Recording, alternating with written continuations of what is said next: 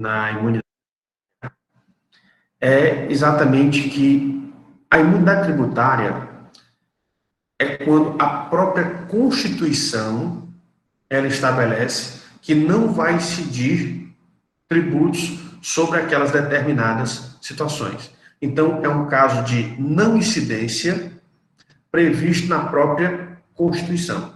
Então, é a Constituição que limita o poder, o próprio poder de tributar do Estado. E ao tratar desse tema imunidade, além da gente ter que abordar o conceito, a gente tem que abordar mais outros dois conceitos, ou mais dois institutos de direito tributário. Quais são eles? A isenção e a alíquota zero. E aí você precisa ter uma noção de qual é a diferença entre imunidade, isenção e alíquota zero, certo? Você tem que ter a diferença entre os três. O que é a imunidade? A imunidade é quando a própria Constituição ela limita o poder de tributar do próprio Estado. Em que sentido? Onde a própria Constituição ela determina que em determinadas situações não vai incidir tributo. Ou seja, é uma determinação constitucional. Na isenção tem uma diferenciação da imunidade, por quê? Porque enquanto a imunidade ela é estabelecida pela própria Constituição, na isenção, a isenção, aquela dispensa do tributo é estabelecida pela legislação. Então, enquanto a imunidade é prevista e determinada pela Constituição, a isenção ela é prevista e determinada pela lei, ou seja, pela norma infraconstitucional. Então, a característica principal de diferença entre imunidade e isenção é exatamente a norma na qual elas são baseadas. A imunidade na Constituição, a isenção na lei. E a alíquota zero? A alíquota zero é quando o próprio governo, no caso o Poder Executivo, ele tem um determinado tributo, mas para que ele não faça a cobrança, para que ele libere aquele determinado tributo, ou libere as pessoas do pagamento daquele determinado tributo, ele fixa uma alíquota zero. Ele fixando a alíquota zero, quer dizer o quê? Que o valor a ser cobrado é zero. E quando é que o Poder Executivo ele pode fixar a alíquota zero nos tributos? Nos casos dos impostos de importação, o imposto de exportação, o imposto sobre operações financeiras e o imposto sobre produtos industrializados. Eles podem ter a fixação de alíquota zero através de decreto. E aí o que acontece? Essa alíquota zero, essa política de alíquota zero, ela pode ser utilizada para qualquer imposto, para qualquer tributo? Não, somente para esses tributos. Se vocês lembrarem das nossas lições, por que é que somente esses tributos podem ter alíquota zero? São impostos extrafiscais. Muito bem, parabéns. Gostei aí da resposta. Você está afiado, viu? Gostei aí que você está acompanhando nossos estudos. Porque eles têm exatamente a finalidade, a natureza extrafiscal. Ou seja, a importância maior deles, ou seja, o objetivo principal deles não é tanto arrecadar dinheiro para o Estado, é exatamente ele conseguir ter mecanismos para ajudar a economia do país. Então, você está certíssimo. Muito bem, parabéns. Estou gostando de ver.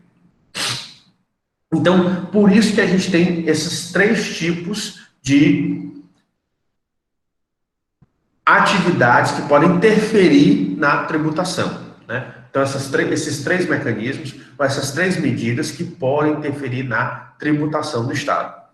Sendo que cada uma delas é diferenciada, né? Qual é a mais difícil de ser utilizada? A imunidade, a isenção ou a alíquota zero?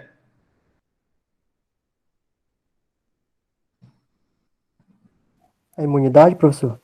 Muito bem, estou gostando de ver. A imunidade. Por quê? Porque como ela está prevista constitucionalmente, a alteração da Constituição é mais fácil ou é mais difícil? É mais difícil, né? A própria tramitação de uma proposta de emenda constitucional. Então, por isso que a imunidade geralmente é mais difícil de ser acrescentada ou de você conseguir fazer algumas alterações. A isenção é um pouco mais fácil, mas para o executivo ainda tem um certo grau de dificuldade, por quê? Porque não depende somente do executivo, ainda tem que passar por um outro poder, que é o poder legislativo. E, por fim, a alíquota zero é a mais fácil de ser manuseada, por quê? Porque só depende do próprio executivo. É o executivo que realiza a tributação, que executa a tributação, então, para ele é mais fácil, porque basta o chefe do executivo fazer um decreto. Então, a mais fácil de ser utilizada, de ser manuseada, é a alíquota zero, mas só pode nesses 4 casos, né? E, nos outros 2 casos, a imunidade é mais difícil, porque a Constituição é mais difícil de ser alterada, então, por isso que muitas vezes o governo lança mão mais das isenções, né? Então, quando não se encaixa em uma daquelas 4 situações da alíquota zero, ele lança mão exatamente das isenções. Por que ele lança mão das isenções? Porque a isenção frente à imunidade ela é mais fácil de ser alcançada, porque basta você fazer uma legislação ou alteração de alguma legislação já existente. Todo mundo entendeu? Uma coisa interessante que vocês, quando forem estudar posteriormente a imunidade tributária, vocês vão perceber é que toda imunidade ela está ligada a algum princípio constitucional ou a algum direito fundamental. Então, por isso que aquela não incidência ela é reputada no status constitucional, exatamente por um desses 2 fatores, que ela tem a ver com um princípio que já está previsto na Constituição ou com algum direito fundamental. E aí, por que os direitos fundamentais eles são importantes? Porque tem alguns direitos fundamentais que eles são considerados como cláusulas pétreas. O que quer dizer? Que não podem ser alterados de forma a prejudicar. As cláusulas pétreas podem ser alteradas, mas somente para beneficiar o cidadão, para melhorar aquele mecanismo. Ele nunca pode ser utilizado para prejudicar ou para dificultar a vida do cidadão. Tá certo? Outro ponto importante que a gente já destaca aqui logo no início da nossa fala é que algumas imunidades, elas são previstas, elas são aplicadas somente a impostos, certo? Então, existem algumas imunidades que só podem ser aplicadas aos impostos. Em outras palavras, elas não podem ser aplicadas às outras espécies tributárias. Que imunidades são essas? São aquelas imunidades previstas no artigo 150, inciso 4 da Constituição Federal Brasileira. Tá certo? Aí só são aplicadas a impostos. Não vale para taxas, para as contribuições, tanto as contribuições de melhorias como contribuições especiais, e nem para os empréstimos compulsórios. Só é válida para os impostos. Até aqui alguma dúvida? Vocês queriam perguntar sobre a imunidade? Vocês estão acompanhando de forma tranquila? Sim, professor. Então, vamos lá. Nas imunidades, a gente vai começar a fazer a análise de cada um dos casos de imunidade previstos na Constituição. Então, as imunidades estão previstas lá no artigo 150 da Constituição Federal Brasileira de 1978. A primeira imunidade que a gente vai analisar é exatamente aquela prevista no inciso 6 da Constituição Brasileira, que é a chamada imunidade recíproca. E o que é essa imunidade recíproca? A imunidade recíproca, ela diz que os entes públicos, eles não podem tributar uns aos outros em relação à linha A, né, ao patrimônio, renda e serviços. Então, os entes políticos, o governo federal, os governos estaduais, o governo do Distrito Federal e os governos municipais, eles não podem fazer tributação uns dos outros referente a esses objetos, patrimônio, renda ou serviços, certo? Agora, por que existe essa imunidade?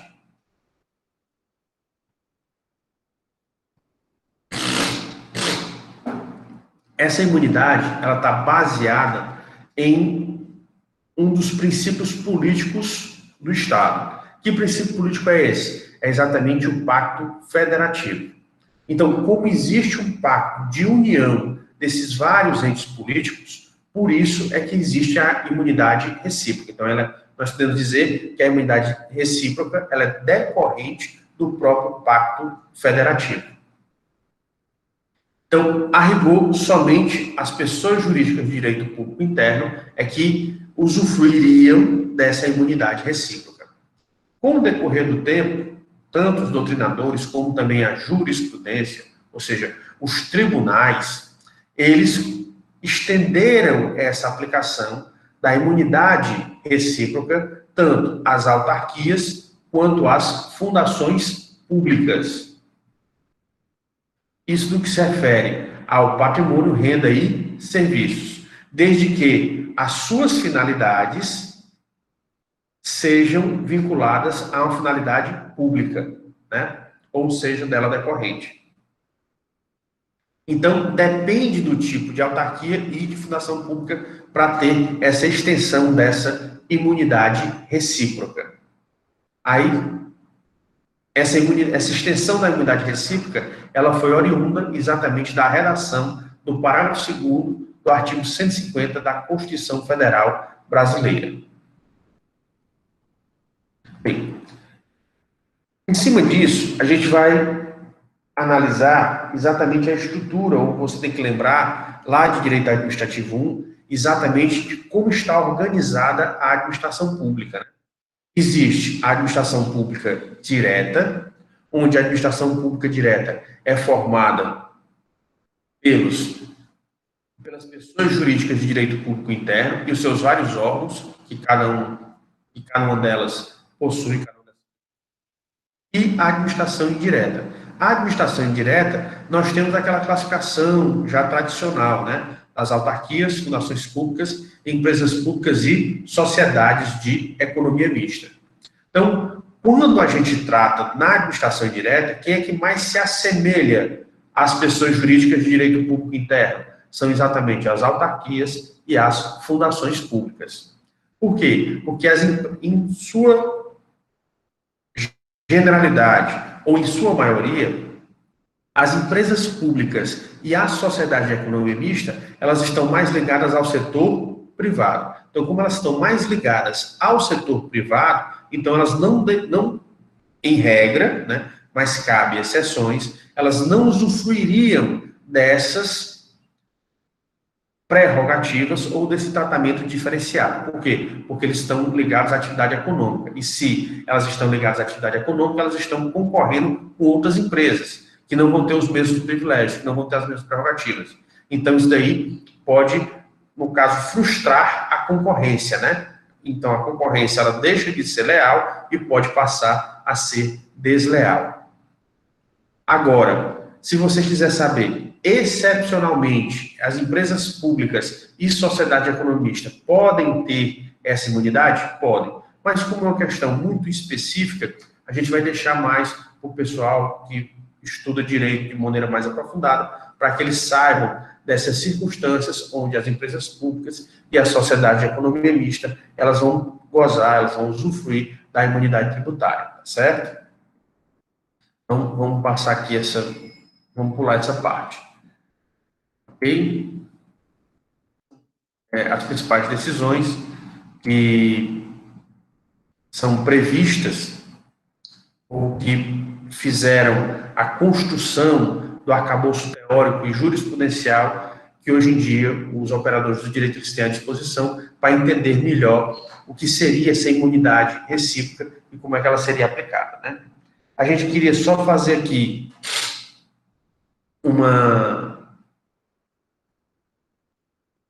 destacar o parágrafo 3º do artigo 150, especificamente a sua segunda parte, né? Por quê? Porque já existe uma súmula do Supremo Tribunal Federal aplicável à segunda parte do parágrafo 3º do artigo 150. Essa súmula é a súmula 583, onde ela fala: o promitente comprador de imóvel residencial transcrito em nome de autarquia é contribuinte do imposto predial territorial urbano. Ou seja, embora as autarquias elas tenham a imunidade, nesse caso aqui, o promitente comprador de imóvel residencial que está em nome de autarquias, ele vai ter que pagar o IPTU, certo? Por quê? Porque estaria saindo do patrimônio da autarquia e passando para um particular, que é exatamente o promitente comprador. Então, por isso que colocou-se essa súmula para ajudar na interpretação da segunda parte do parágrafo 3º do artigo 150, tá certo? Era essa ressalva aí que a gente queria fazer, já para que você pudesse acompanhar, tá bom? Seguindo a linha das imunidades, né? Nós vamos para a linha B. Na linha B, nós temos a chamada imunidade religiosa. E o que é essa imunidade religiosa? A linha B. Que templos de qualquer culto, eles estão livres de serem tributados. Mas aí é o quê? É os templos e templos estes que estão ligados aos cultos. E aí são as mais diversas religiões. Então, aqui não foi definido religiões específicas. Qualquer religião, ela usufrui dessa situação. Então, templos católicos, templos protestantes, evangélicos, templos budistas, templos de religiões africanas, templos de confucionistas, de hindus, são os mais diversos templos. Por que isso? Então, de qualquer religião, é templo de qualquer religião que é utilizado para o seu culto. E aí nós temos a chamada liberdade religiosa. Por que todas as religiões foram contempladas nessa imunidade religiosa? Exatamente para isso. Porque o Brasil, como Estado laico, e como um defensor da liberdade, dentre as liberdades que ele defende a liberdade religiosa. E dentro da liberdade religiosa tem a chamada liberdade de culto. Tanto a liberdade religiosa como a liberdade de culto, eles são considerados direitos fundamentais. E além de ser direitos fundamentais, no Brasil eles são considerados cláusulas pétreas. E o que quer dizer isso? Não pode ter nenhuma ação do Estado para tolher essas atividades religiosas ou para prejudicar essas atividades religiosas. Então, por isso que você tem essa defesa, ou você tem essa proteção. Ok? Mas aí a gente vai ter algumas nuances, né? Ou alguns aspectos específicos que precisam ser analisados. Que aspectos são esses?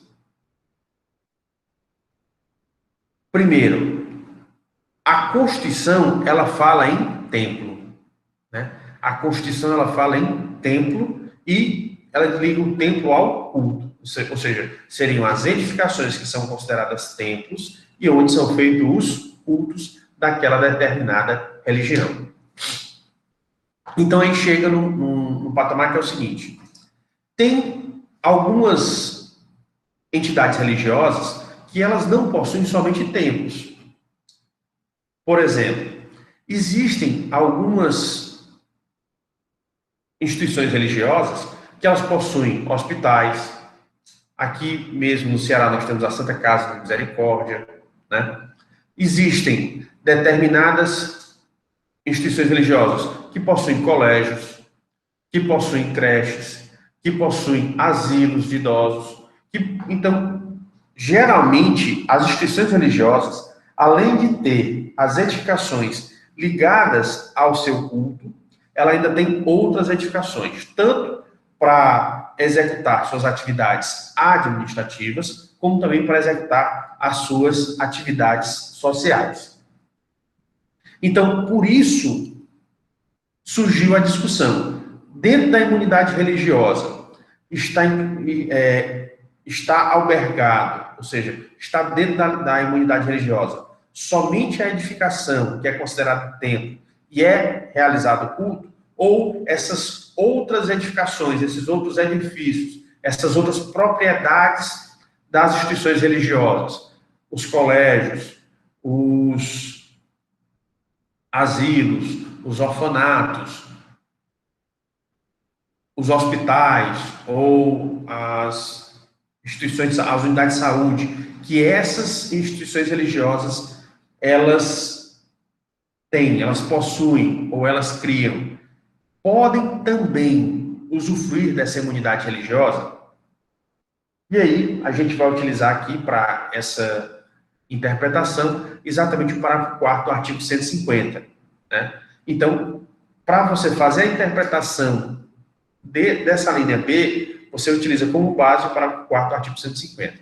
E já existem vários julgamentos do Supremo Tribunal Federal que tratam sobre essa determinada matéria. Um dos julgamentos mais importantes, né, é referente à maçonaria.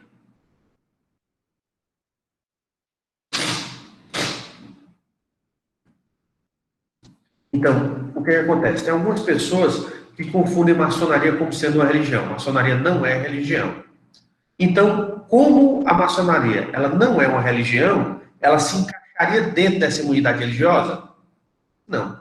Por quê? Porque o nome está dizendo, é imunidade religiosa. Se na maçonaria, nas instituições maçônicas, não se realiza uma atividade religiosa, logo, elas não gozam de imunidade religiosa. Tá certo? Isso daqui já foi uma primeira determinação oriunda exatamente dessa circunstância.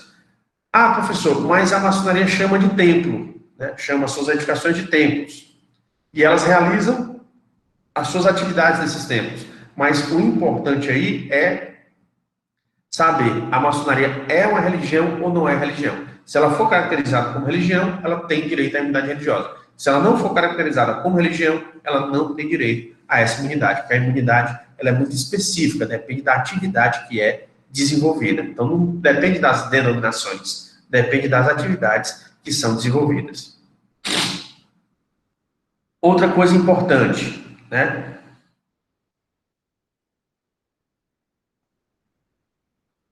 O STF definiu que essa imunidade religiosa, ela não vai se basear, ou ela não vai simplesmente albergar, ou não vai incluir, não vai envolver somente os prédios dos cultos, né?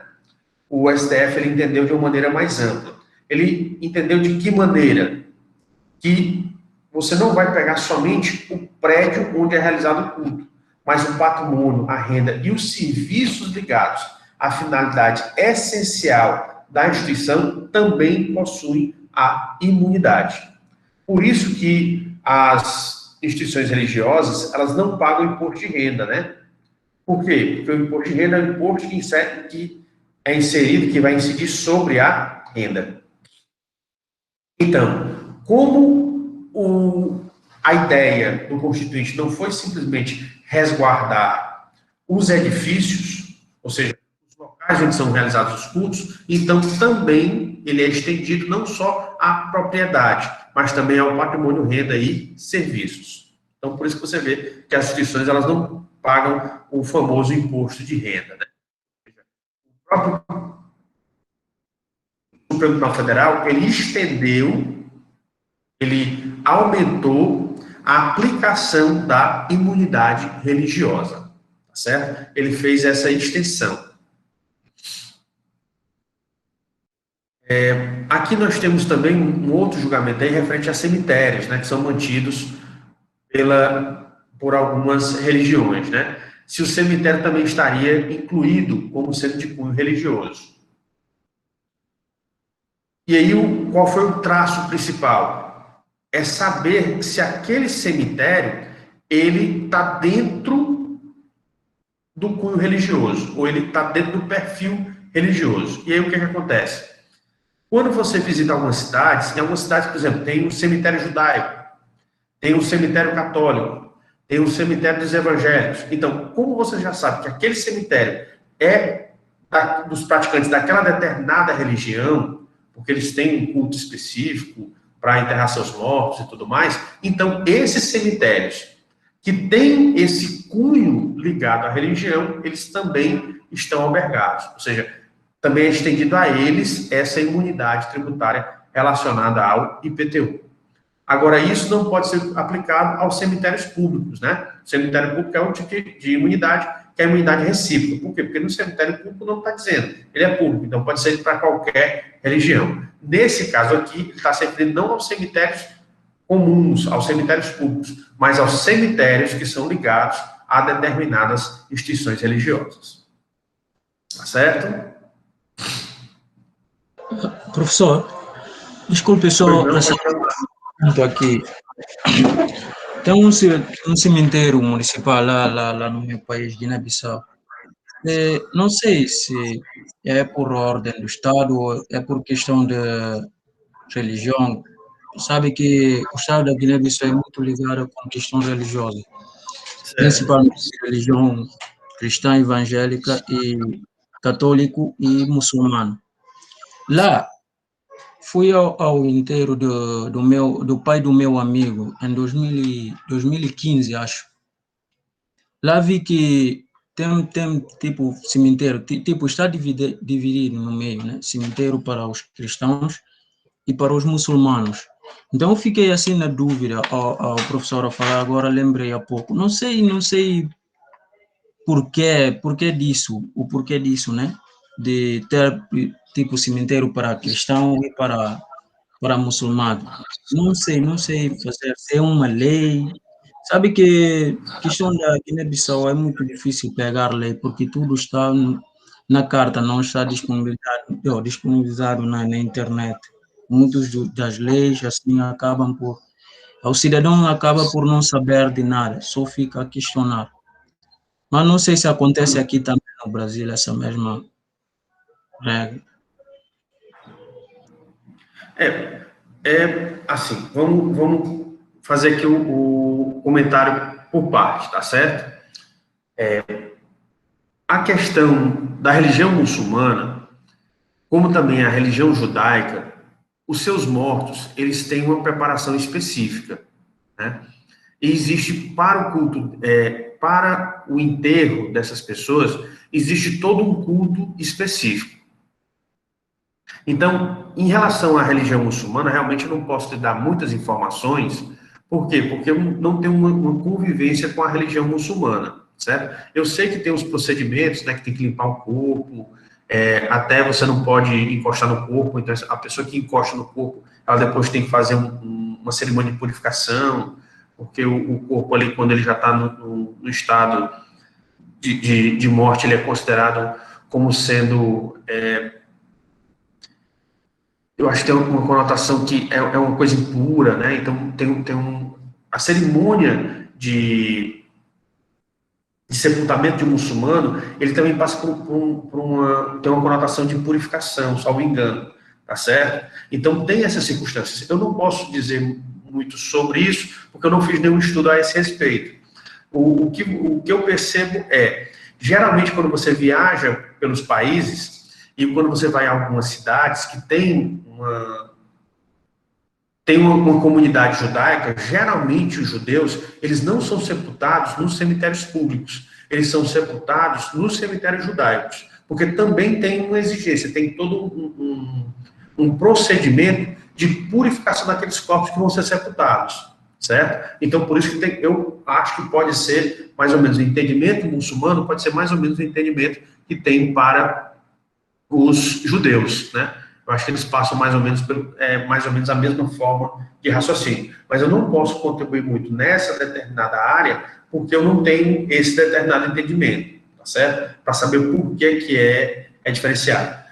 A prática que eu tenho, o costume que eu tenho, é exatamente o costume cristão, que vem dos católicos e dos protestantes, né? E até dos espíritas. Porque... no Brasil, a maioria da população, ela é ou católica, ou evangélica, ou espírita. A grande maioria. Então, como nós temos poucos muçulmanos, e eu não tive nenhuma convivência com os muçulmanos, eu não posso lhe relatar sobre essa circunstância aí, dessa diferenciação, tá certo? Mas, o que eu sei para o cristão que a partir do momento que a pessoa faleceu, pronto, o que poderia ser feito é enquanto a pessoa estava viva. Depois do falecimento, aí ele vai passar os católicos têm o período purgatório, né? Se a pessoa não se santificou durante a vida, para logo na presença de Deus. Tem pessoas que dizem que as pessoas adormecem, né? E vão ressuscitar no dia do julgamento, quando as pessoas serão julgadas, se vão ficar com Deus ou se vão ficar relegadas à eternidade, a estarem afastadas de Deus, que seria exatamente a compreensão de inferno. Então tem toda essa conotação. Mas para os católicos e para a maioria das religiões evangélicas, para os cristãos, não existe tanto essa necessidade. Claro que como ali você perdeu um ente querido, então o que é que se faz? Geralmente limpa o corpo, né? Tem até tem pessoas que fazem a maquiagem do corpo para que as feições dela possam ser reconhecidas pelos parentes, pelos amigos, e aí se possa prestar homenagens àquela pessoa que faleceu, né? Então não é tanto a situação de fazer uma preparação, mas preparar a pessoa para ter aquele momento do luto, e no luto aquela pessoa que faleceu, ela receber as homenagens. Então não existe tanto essa carga, como é que eu diria, espiritual, religiosa, para os falecidos, né? No máximo que se faz é um culto pela alma daquela pessoa, né? Geralmente os católicos têm a missa do corpo presente, né? E depois é feito o sepultamento. Então, para o muçulmano, eu não tenho muito essa ideia. Eu sei que tem os requisitos específicos, né? Que a pessoa tem que ter uma determinada vestimenta, tem que fazer determinados procedimentos, depois dos procedimentos tem que fazer a cerimônia de purificação, tem que fazer também a purificação do corpo, que está sendo velado. Então, tem várias substâncias, passa-se ervas e tudo mais. Então, tem vários procedimentos que precisam ser feitos, né? Mas eu infelizmente, não posso lhe dizer aí o porquê, porque eu não conheço o métier de ambas as religiões. Eu conheço o procedimento de uma delas, mas da outra eu realmente não conheço, tá certo? Isso daí eu vou ficar lhe devendo, porque eu não tenho embasamento para fazer algum comentário sobre a religião muçulmana, tá bom? É verdade, professor. Obrigado.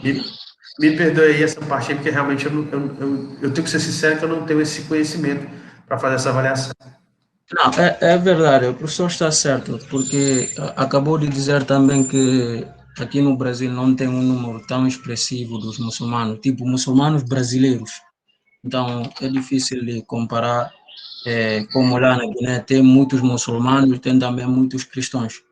E acho que eu vou tentar aprofundar mais, tentar perguntar aos mais velhos, assim, pessoas ligadas ao estado da Guiné, para tentar saber qual é o motivo dessa diferenciação. Obrigado, professor. O que eu lhe aconselharia, a primeira coisa que eu lhe aconselharia é você procurar os próprios muçulmanos, né? Geralmente, cada religião tem um sacerdote. Então, é de praxe que os sacerdotes de cada uma da religião, eles sejam pessoas que que eles sejam acessíveis para tanto os adeptos daquela determinada religião possam conversar com esse sacerdote, para que ele possa lhe dar aconselhamento espiritual sobre as situações que eles estão vivendo, como também pessoas de fora, né? Por exemplo, uma pessoa que quer conhecer a religião, porque a pessoa que quer conhecer a religião, futuramente ele pode se tornar um adepto. Então, o que é que eu lhe aconselho? Eu lhe aconselho que primeiro você procura um sacerdote da religião muçulmana. Eu acho que tem até um nome específico, porque, infelizmente, como, assim, eu não... Aqui no Brasil não existem tantos. Existem muçulmanos, mas não existem tantos muçulmanos. Eu não tenho relacionamento com os muçulmanos. Eu conheço judeus, né? E eu sei que o sacerdote dos judeus é o rabino, mas nos muçulmanos eu não tenho tanta eu não tive nenhuma convivência com o muçulmano. Então, por isso que eu não posso lhe relatar. Mas o que é que eu lhe aconselharia no início? Tente entender a religião muçulmana, e ao entender a religião muçulmana, é o imame, ok, o sacerdote é o imame, pronto. Então você pode procurar, ver se aqui no Ceará tem algum templo muçulmano ou alguma instituição muçulmana que possa lhe receber, e aí você procura o sacerdote, que é o imame, né, que Saido aqui já nos explicou. Por quê? Porque ele pode lhe dar exatamente essas instruções. Então, ele lhe dá já um embasamento. Depois que você tiver um embasamento sobre a religião muçulmana, aí você pode pesquisar no seu país essas circunstâncias, né? Porque também, tanto pode ser uma exigência, e aí, na sua pesquisa, você pode ter essas duas realidades. Tanto pode ser uma exigência religiosa, como também pode ser uma exigência que seja cultural, tá certo? Então, essa situação dessa divisão dos cemitérios pode ser tanto por exigência da própria religião ou também por uma questão cultural. Aí você vai ter que, na sua pesquisa, saber e conseguir deduzir por qual razão foi feita essa distinção. Se realmente é a exigência religiosa ou se foi uma questão da cultura mesmo, da tradição do país. Ok? Certo, professor. Boa sorte aí na pesquisa. Pronto. Então, vamos só retornar aqui.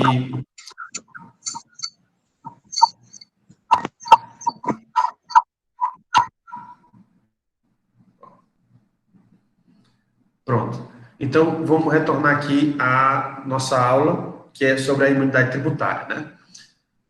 Nós já vimos a linha A, que é a imunidade recíproca, a linha B, que é a imunidade religiosa, e agora vamos dar uma analisada na linha C, que é a imunidade dos partidos políticos, inclusive as fundações criadas pelos partidos políticos, as entidades sindicais dos trabalhadores, as instituições de ensino e de assistência social sem fins lucrativos, né?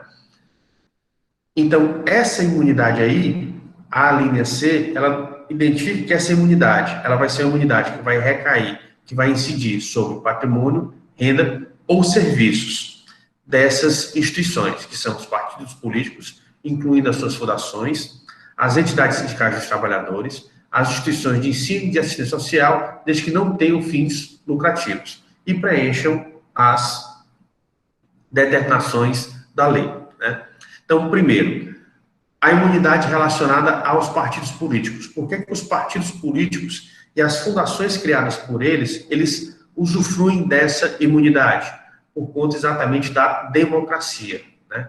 Então, o Brasil, como país democrático, ele reconhece um valor que é exatamente o pluralismo político.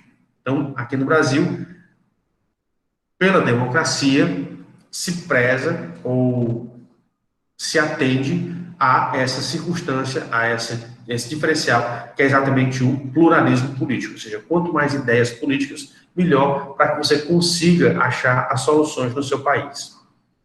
Para os sindicatos, né, as entidades sindicais dos trabalhadores. Então, nos sindicatos, é exatamente a liberdade de associação. Elas gozam dessa imunidade, elas usufruem dessa imunidade exatamente pela liberdade de associação. Principalmente das organizações, das forças do setor privado. As duas grandes forças do setor privado são, de um lado, os trabalhadores e, de outro lado, os patrões. E aí, o que acontece? Você vai ter entidades sindicais, tanto dos trabalhadores, quanto entidades sindicais dos patrões. Mas as entidades sindicais que a Constituição falou são somente as entidades sindicais dos trabalhadores. Ou seja, ela não se referiu às entidades sindicais dos patrões. Professor, tem essa diferenciação? Ela é possível? É. Por quê? Quando você analisa quem é que está a entidade que representa os trabalhadores, ela tem a mesma condição da entidade que representa os patrões? Não. Quem é que tem o poderio econômico? É a entidade dos patrões, né? Geralmente o empresário, ele tem uma capacidade financeira muito melhor do que os trabalhadores. Então, exatamente para resguardar essa organização dos trabalhadores e a defesa dos direitos dos menos favorecidos, que são exatamente os trabalhadores, que é, via de regra, a classe mais explorada, então por isso que a imunidade ela foi voltada para os sindicatos dos trabalhadores e não para os sindicatos dos patrões. Certo? Veja que a linha C do inciso 6º do artigo 150, ela fala nos requisitos legais, né? E onde é que a gente pode encontrar esses requisitos legais? Esses requisitos legais estão previstos no artigo 14 do Código Tributário Nacional, certo? Então, esses requisitos estão previstos lá no artigo 14 do Código Tributário Nacional. Por fim, as instituições de ensino e assistência e assistência social. São toda instituição de ensino e assistência social que tem essa imunidade? Não, somente aquelas que não possuem fins lucrativos. Ou seja, são aquelas que não querem juntar dinheiro, né? Elas estão... Agora, por que essas instituições, elas têm um tratamento diferenciado em relação às outras, que têm a finalidade lucrativa? Porque essas instituições, a partir do momento que elas não têm fim lucrativo, elas querem auxiliar o Estado, elas querem contribuir com o Estado. Então, elas estão ajudando o Estado, por quê? Porque elas estão diminuindo a carga do Estado. Porque se você lembrar, quem tem o dever de fazer a preparação educacional do povo é o Estado.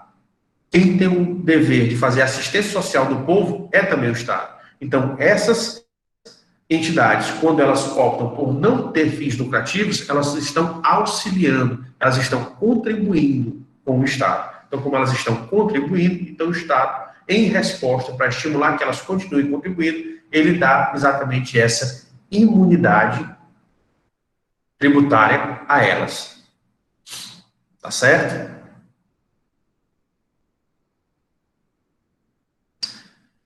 E aqui eu queria, antes de a gente finalizar, né, porque já está chegando aqui o horário limite da aula, falar com vocês a respeito exatamente de alguns julgamentos do STF. Eu queria tratar principalmente nessa parte dessa imunidade que a gente viu dos partidos políticos, das entidades sindicais dos trabalhadores e das instituições de ensino e assistência social que têm imunidade tributária, falar principalmente sobre as súmulas, né, do STF. A primeira delas é a súmula 724, que diz: ainda quando alugado a terceiros, permanece imune ao IPTU o imóvel pertencente a qualquer uma das entidades previstas no artigo 150, inciso 6, a linha C da Constituição, desde que o valor dos aluguéis seja aplicado nas atividades essenciais de tais entidades. Então, você vê que até os imóveis dessas entidades que sejam alugados, eles podem também ter a imunidade, desde que o valor desses aluguéis eles sejam revertidos para a finalidade que está prevista na Constituição. E a súmula vinculante número 52, também do STF, diz, ela repete, né, a súmula 724. Então, você percebe que a finalidade é exatamente essa. Nos partidos políticos, estimular a democracia, nas entidades sindicais dos trabalhadores, exatamente estimular essa organização social dos trabalhadores para que eles possam defender os seus direitos, e nas instituições de ensino e de assistência social é porque elas estão colaborando exatamente com o Estado. Certo? Pessoal, então, a gente vai parar aqui. Na próxima aula a gente vai continuar exatamente da imunidade cultural, tá certo? É exatamente a linha D do artigo 150, inciso 6 da Constituição Federal Brasileira, tá bom? Já está chegando aqui no horário da nossa aula, então a gente vai parar por hoje, e na próxima aula